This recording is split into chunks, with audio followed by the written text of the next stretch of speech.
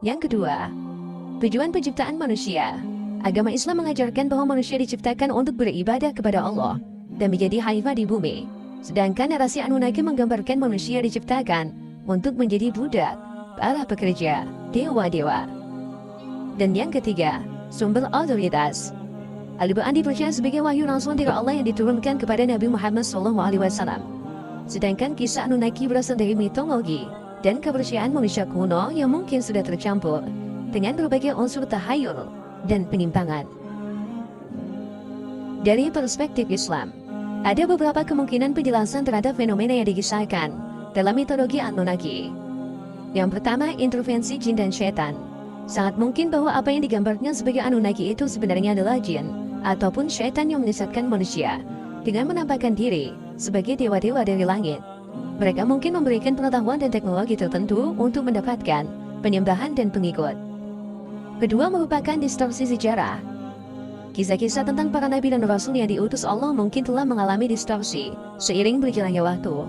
Para nabi yang membawa mukjizat dan pengetahuan dari Allah mungkin kemudian digambarkan sebagai dewa-dewa dalam mitologi di kemudian hari. Yang ketiga, merupakan proyeksi teknologi modern. Beberapa deskripsi tentang teknologi Anunnaki mungkin adalah proyeksi interpretasi modern terhadap simbol-simbol kuno yang sebenarnya memiliki makna spiritual atau metaforis, bukan literal. Kisah Anunnaki, apapun kebenarannya, memberikan pelajaran yang penting tentang bahaya syirik dan politeisme. Ketika manusia mulai menyembah selain Allah, baik itu berhala, dewa mitologi, atau bahkan makhluk luar angkasa, mereka akan tersesat dari jalan yang benar. Al-Quran dalam surah An-Nisa ayat 48 menegaskan, sesungguhnya Allah tidak akan mengampuni dosa syirik, dan Dia mengampuni segala dosa yang selain dari syirik itu, bagi siapa yang dikehendakinya. Sebagai umat Islam, kita diajarkan untuk menggunakan akal dan berpikir kritis. Al-Quran berulang kali menyuruh pada manusia untuk menggunakan akalnya, dan tidak mudah terpengaruh oleh klaim-klaim yang tidak berdasar.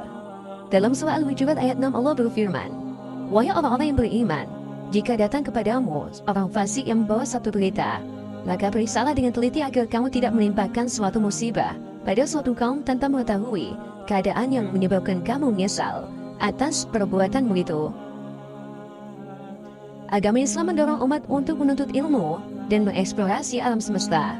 Namun pencarian ilmu harus tetap dalam koridor yang benar dan tidak bertentangan dengan akidah Islam. Berbagai penemuan arkeologi dan penelitian sejarah dapat memberikan pemahaman yang lebih baik tentang peradaban masa lalu.